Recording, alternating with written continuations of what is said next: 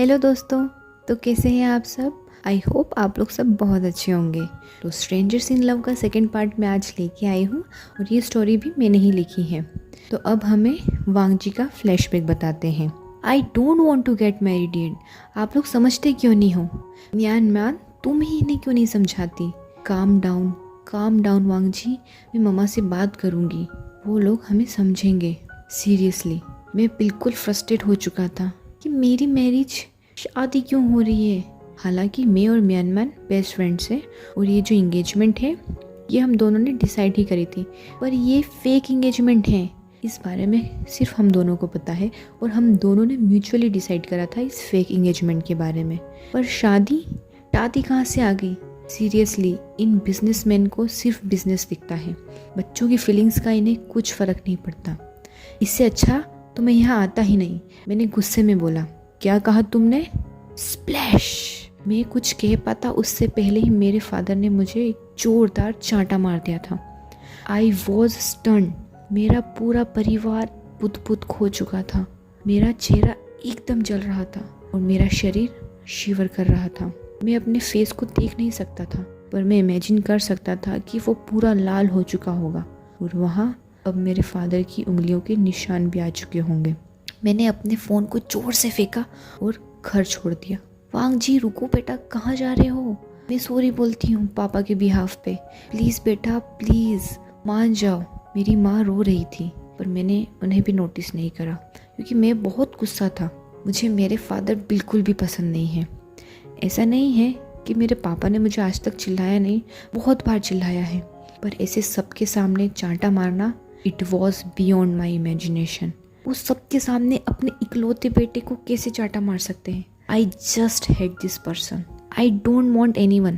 Please mister Lan Xichen, आप लोग समझा दीजिए कि कोई मेरे पीछे नहीं आए। मैं अकेला रहना चाहता हूँ, प्लीज़ कुछ टाइम के लिए।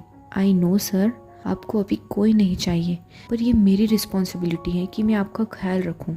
लान शिचेन एकदम मेरे पीछे पीछे आए और मुझे समझा रहे। Fuck off. I hit my guard. और बस मैं वहाँ से जाता जा रहा था। मिस्टर शिचन ने मुझे रोका और मुझे गले से लगाया और ड्राइवर को बोला कि गाड़ी निकालो। उनसे ज़्यादा काम पर्सन मैंने आज तक नहीं देखा। उन्होंने मुझे धीरे से कार में बिठाया और मेरे साथ 2 और गार्ड्स बैठे थे। मेरे पास में मिस्टर शिचन थे और सामने वाली सीट पर 2 गार्ड्स थे। ड्राइवर के पास भी एक गार्ड था। पता नहीं क्यों यार, इतने गार्ड्स की क्या ज़रूरत है? ये अकेला रहने का मतलब ये लोग समझते नहीं है क्या? गाड़ी चलती जा रही थी। ड्राइवर थोड़ा कंफ्यूज था और वो बार बार मिरर से मिस्टर शिचन को देख रहा था कि आखिर हमें जाना कहाँ है। पर मिस्टर शिचन ने बोला कि सिर्फ चलते जाओ। काफ़ी देर बाद गाड़ी कहीं रुकी। मैं बहुत कंफ्यूज था, मुझे कुछ आइडिया नहीं था कि हम लोग कहाँ हैं। पर फिर भी मैंने एक गार्ड को बोला कि प्लीज़ मुझे एक मास्क और एक कैप प्रोवाइड करवाएं।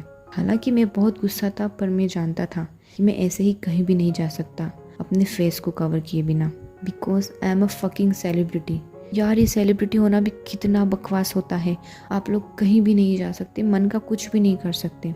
मेरा एक गार्ड मेरे लिए एक मास्क और एक कैप लेके आया। वहाँ पर एक अम्यूज़मेंट पार्क था। मैंने बोला कि कोई भी मेरे पीछे नहीं आएगा, पर ऐसा कभी हो सकता है कि मैं बोलूँ मुझे शांति चाहिए और मुझे शांति भी मिल जाए? मैं बहुत गुस्सा था। मैंने बस उन गार्ड्स को धक्का दिया और वहाँ से दौड़ लगा दी। वो भी एकदम से उठे और मेरा पीछा करने लगे।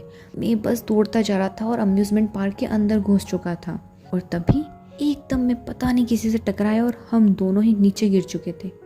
आउच! दिखता नहीं है क्या? अंधे हो? कहाँ भागे जा रहे हो?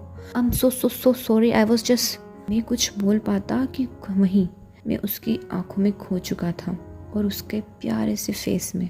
गॉड, कौन है ये? इतने सालों में मैंने आज तक किसी को सॉरी नहीं बोला और अचानक से मेरे मुंह से सॉरी निकल चुका था। मुझे लगा शायद वो मुझसे लड़ाई करेगा और हड़बड़ाहट में मुझे कुछ समझ नहीं आया। वो धीरे से उठा और मुझे अपना हाथ दिया। इट्स ओके, चलो उठो। I was just stunned. जैसे ही हम दोनों का आई कांटेक्ट हुआ and I got goosebumps. मैं एग्जैजरेट नहीं कर रहा, पर सच कहूँ तो उसकी आंखें इतनी मैजिकल थी कि मैं सब कुछ भूल चुका था। उसका वो ब्यूटीफुल फेस, उसके वो कैप्टिवेटिंग लिप्स और उसका वो मॉल, वो सब कुछ काफ़ी थे मुझे अपने बारे में सब कुछ भुलाने के लिए। मैं भूल चुका था कि मैं गुस्सा हूँ, कि मेरे फादर ने अभी अभी मुझे चांटा मारा है, वो भी मेरे पूरे परिवार के सामने।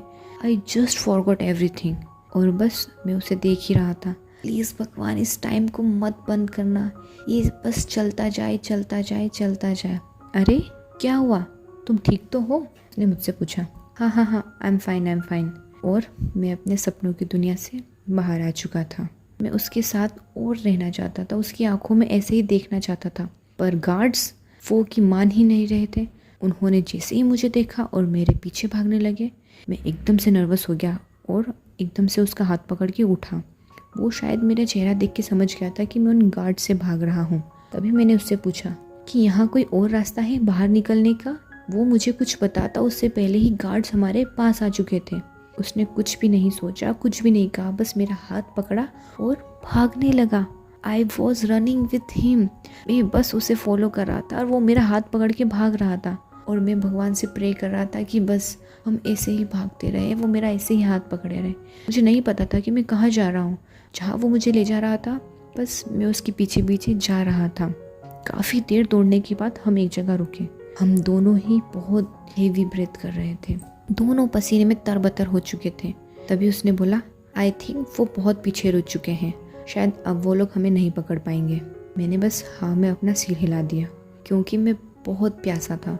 मेरे गले से आवाज़ नहीं निकल रही थी। शायद मैं अपनी ज़िंदगी में इतना तेज कभी नहीं भागा होऊंगा, और वो भी ऐसे किसी अम्यूज़मेंट पार्क में, इतने भीड़ वाली जगह में। गॉड, इतना एडवेंचर एक ही दिन में।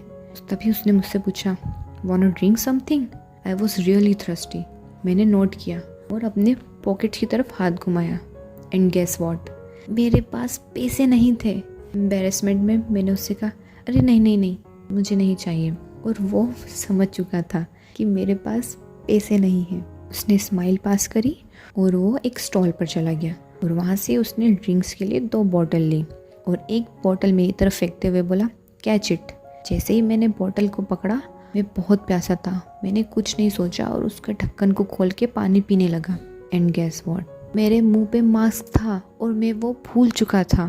जैसे ही मैंने बोतल को अपने मुंह पे लगाया, सारा का सारा पानी मेरे चेहरे पर धुल गया।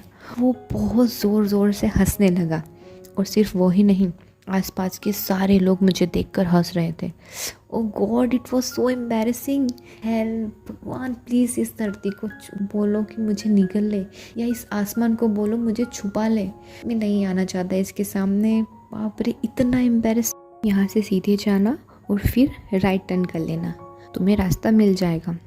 I just said thank you so much, और मैं बस सीधा सीधा चलने लगा, क्योंकि मैं अपना मास्क उतारना नहीं चाहता था। मैं बस चलता जा रहा था, और पता नहीं मुझे ऐसा क्यों लगा, और मैंने पीछे पलट के देखा, इस होप में कि शायद वो भी मुझे देख रहा होगा, शायद वो भी वहीं खड़ा होगा। एंड यस, वो अभी भी वहीं खड़ा था, और स्माइल करते हुए मेरे तरफ उसने वेव किया। God, that was it. उसकी वो स्माइल, एक स्माइल मेरे लिए काफ़ी थी कि मैं उसके प्यार में पड़ जाऊँ। मैंने एक डीप ब्रेथ लिया और फिर से चलने लगा। And guess what, mister Lan शिचेन मेरा वहाँ वेट कर रहे थे। गॉड, इस आदमी को कैसे पता चल जाता है मेरा इतना भागना, इतना सब कुछ करना, सब वेस्ट कैसे है? मैंने एनॉइंगली उनसे पूछा। मैं बहुत गुस्सा था, इतना दौड़ने के बाद, इतना थकने के बाद, जब मुझे पकड़ में ही आना था तो मैं इतना दौड़ा ही क्यों? How was your running? आपने इन्जॉय करा, या फिर हमें और कोई गेम खेलना चाहिए? उन्होंने टीजिंगली मुझसे पूछा। And I didn't say anything. मैंने बस कार का दरवाज़ा ओपन करा और मैं बैठ गया। और ये थी मेरी पहली मुलाकात अपने प्यार के साथ, या फिर कह सकते हैं मेरा क्रश, जो भी हो। मैंने तो बहुत एंजॉय करा।